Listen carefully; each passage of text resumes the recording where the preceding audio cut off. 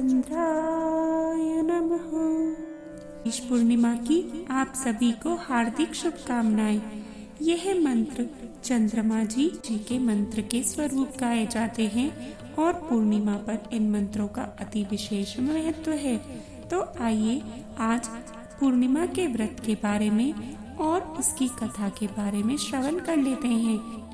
Video शुरू करने से पहले कृपया सब्सक्राइब करें, अधिकाधिक चैनल को शेयर करें व लाइक करें और कमेंट बॉक्स में अवश्य लिखें जय हरि विष्णु।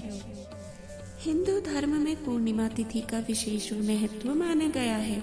इस दिन जातक पवित्र नदियों में स्नान करते हैं और अपनी सामर्थ्य के अनुसार दान करते हैं। इस दिन व्रत करने वाले जातक दिन भर फलाहार करने के बाद रात्रि के समय चंद्रमा को अर्घ्य देकर व्रत का पारण करते हैं। पूर्णिमा के दिन चंद्रमा की पूजा का बड़ा ही महत्व माना गया है। कहते हैं इस दिन चंद्रमा का पूजन करने से व्यक्ति को मानसिक कष्टों से छुटकारा मिलता है और भगवान विष्णु की कृपा बनी रहती है।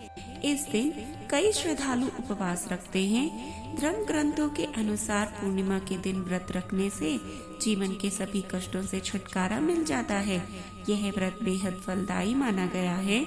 इस व्रत में बाकी सभी व्रतों की तरह ही कथा पढ़ना अनिवार्य माना गया है। कथा पढ़ना या कथा का सुनना पूर्णिमा के व्रत को संपूर्ण करता है। पूर्णिमा व्रत कथा के अनुसार द्वापर युग में एक बार माता यशोदा ने अपने पुत्र भगवान श्री कृष्ण से कहा, हे कृष्ण, तुम संसार के रचयिता और पालनहार हो। आज मुझे कोई ऐसा उपाय बतलाओ जिसे करने से स्त्रियों को सौभाग्य की प्राप्ति होती है, साथ ही उनकी सभी मनोकामनाएं पूर्ण हो जाए। तब श्री कृष्ण ने कहा, हे माता, मैं आपको एक अचूक उपाय विस्तार से बतलाता हूँ। स्त्रियों को सौभाग्य की प्राप्ति के लिए 32 पूर्णमासियों का व्रत करना चाहिए। इस धरती के एक राजा थे जिनका नाम चंद्रहास था। वे अनेक प्रकार के रत्नों से परिपूर्ण कार्तिका नाम की नगरी पर राज करते थे। उसी नगरी में एक धनेश्वर नाम का ब्राह्मण रहता था जिसकी स्त्री अति सुशील और रूपवती थी। उस ब्राह्मण के घर में धन धान्य आदि की कोई कमी न थी, लेकिन उसकी कोई संतान न होने की वजह से वह दुखी रहता था। एक दिन उस नगरी में एक तपस्वी आया। वह तपस्वी उस ब्राह्मण के घर को छोड़कर सभी घरों से भिक्षा लेता और अपना पेट भरता। एक दिन तपस्वी भिक्षान्न को प्रेम पूर्वक खा रहा था कि ब्राह्मण धनेश्वर ने योगी को यह सब कार्य करते देख लिया। धनेश्वर योगी के पास जाकर बोला, महात्मन, आप सभी घरों से भिक्षा लेते हैं, लेकिन मेरे घर कभी नहीं आते। मैं इसका कारण क्या है जान सकता हूँ? योगी ने कहा कि निसंतान के घर की भीख पतितों के अन्न के तुल्य होती है और ऐसे में जो भी पतितों का अन्न खाता है वह भी पतित हो जाता है। चूंकि तुम निसंतान हो इसलिए मैं तुम्हारे घर की भिक्षा नहीं लेता हूँ। योगी की इस बात से धनेश्वर को अत्यंत दुख हुआ और वह योगी के पैरों पर गिर पड़ा और कहने लगा, हे महाराज, कृपया करके मुझको पुत्र प्राप्ति का उपाय बतलाइए। मैं पुत्र न होने के कारण अत्यंत दुखी रहता हूँ। सब कुछ होते हुए भी मैं खुश नहीं हूँ। आप मेरे इस दुख को दूर करने का उपाय बताएं। यह सुनकर योगी कहने लगे, हे ब्राह्मण, तुम चंडी की आराधना करो। योगी के कहे अनुसार धनेश्वर ने वन में जाकर माँ चंडी की उपासना की और उपवास किया। माँ चंडी ने 16वां दिन उसे सपने में आकर दर्शन दिए और कहा, हे धनेश्वर, तेरे पुत्र होगा, लेकिन वह 16 वर्ष की आयु तक ही जीवित रह पाएगा। लेकिन यदि तुम दोनों स्त्री पुरुष 32 पूर्णमासियों का व्रत करोगे तो वह दीर्घायु को प्राप्त होगा। प्रातः काल तुम इस स्थान के समीप एक ही आम का वृक्ष दिखेगा। उस पर चढ़कर एक फल तोड़कर शीघ्र ही अपने घर जाना और वह फल अपनी स्त्री को खिला देना। ऋतु स्नान के बाद वह स्वच्छ होकर भगवान शंकर का ध्यान करके उस फल को खा लेगी। तब शंकर भगवान की कृपा से उसको गर्भ हो जाएगा। धनेश्वर ने ठीक वैसा ही किया और उसकी स्त्री गर्भवती भी हो गई। देवी जी की असीम कृपा से उन्हें एक अत्यंत सुंदर पुत्र उत्पन्न हुआ, जिसका नाम उन्होंने देवीदास रखा। दुर्गा जी की आज्ञा अनुसार उसकी माता ने 32 पूर्णमासी का व्रत रखना प्रारंभ कर दिया।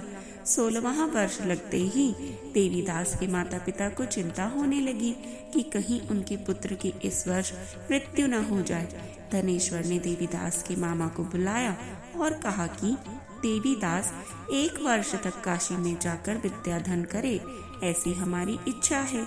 इसके साथ में तुम चले जाओ और 1 वर्ष के बाद इसको वापस लौटा लाना। इस तरह देवीदास को एक घोड़े पर बिठाकर अपने मामा के साथ काशी के लिए निकलना पड़ा। धनेश्वर ने अपने पुत्र की दीर्घायु के लिए भगवती दुर्गा की आराधना और पूर्णमासियों का व्रत करना शुरू कर दिया। इस प्रकार बराबर 32 पूर्णमासी का व्रत पूरा किया। कुछ समय बाद मामा और भांजा किसी नगर में रात बिताने के लिए ठहरे हुए थे। उस दिन उस गांव में एक ब्राह्मण की कन्या का विवाह होने वाला था।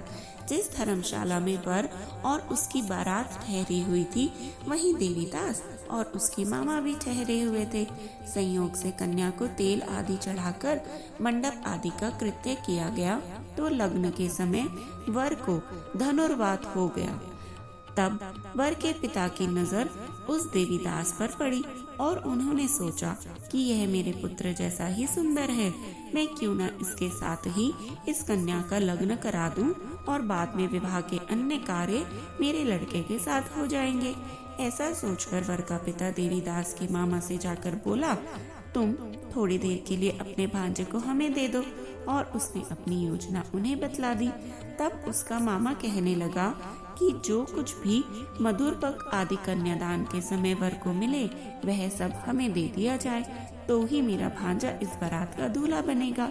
यह बात वर के पिता ने स्वीकार ली और इस तरह से देवीदास का विवाह उस कन्या के साथ हो गया। पत्नी के साथ वह भोजन न कर सका और अपने मन में सोचने लगा कि जाने यह कैसी स्त्री होगी। लड़के को ऐसा करना सही न लगा और उसके आंख में आंसू आ गए। तब वधू ने पूछा कि क्या बात है, आप इतने दुखी क्यों हैं? तब उसने सब बातें लड़की को बतला दी। तब कन्या कहने लगी, अब हमारी शादी हो गई है। देव, ब्राह्मण और अग्नि के सामने मैंने आपको ही अपना पति बनाया है, इसलिए अब आप ही मेरे पति हैं। अब मैं आपकी ही पत्नी रहूंगी, किसी अन्य की नहीं। तब देवीदास ने कहा, ऐसा मत करिए, क्योंकि मेरी आयु कम है। मेरे बाद आपकी क्या गति होगी, इन बातों पर जरूर विचार कर लें। परंतु वह स्त्री दृढ़ विचार वाली थी और बोली कि जो आपकी गति होगी वही मेरी भी गति होगी।